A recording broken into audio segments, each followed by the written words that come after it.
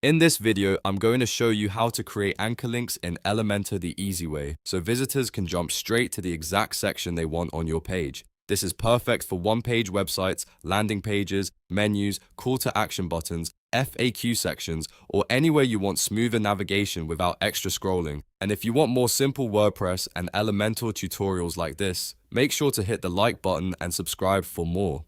Alright, let's jump in. First, we need to set the destination, also known as the anchor. This is the section on your page that you want people to jump to. In Elementor, open the page you're editing and find the container or section you want to link to.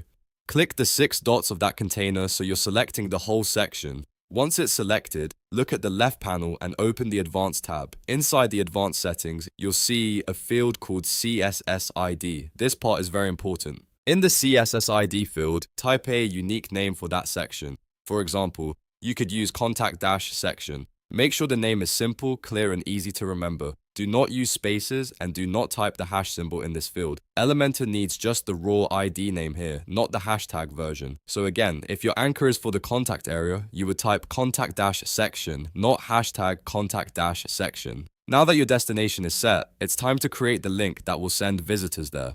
Select the button, text, or menu item that you want people to click. This could be a call to action button like Contact Us, Learn More, or Go to Section.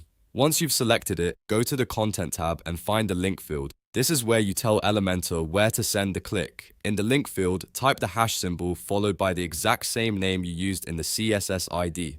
So if your CSS ID was contact-section, your link should be #contact-section. The hashtag is required in the link field because it tells the browser to jump to that anchor on the same page. Make sure the spelling matches exactly.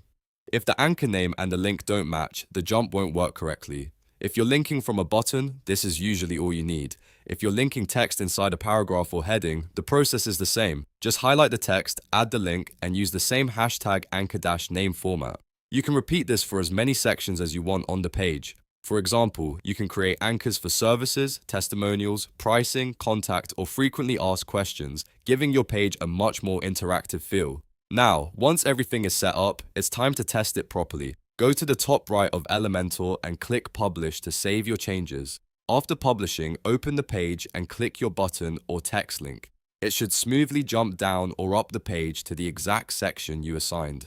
If it doesn't work, double check the CSS ID and the link spelling, and make sure you didn't add extra spaces or symbols by mistake. A quick tip here. Keep your anchor name short, descriptive, and consistent. Using names like About Us, Services, or Contact section makes your page easier to manage later. Also, if you're building a long page, anchor links can dramatically improve the user experience because they let visitors get to the right content instantly. And that's it. You now know how to create anchor links in Elementor. It only takes a few minutes once you understand the pattern. Set the CSS ID on the destination, add the hash link to the button or text, then publish and test it. If this tutorial helped you out, please hit the like button, subscribe to the channel, and turn on notifications so you don't miss the next Elementor tutorial. Thanks for watching, and I'll see you in the next video.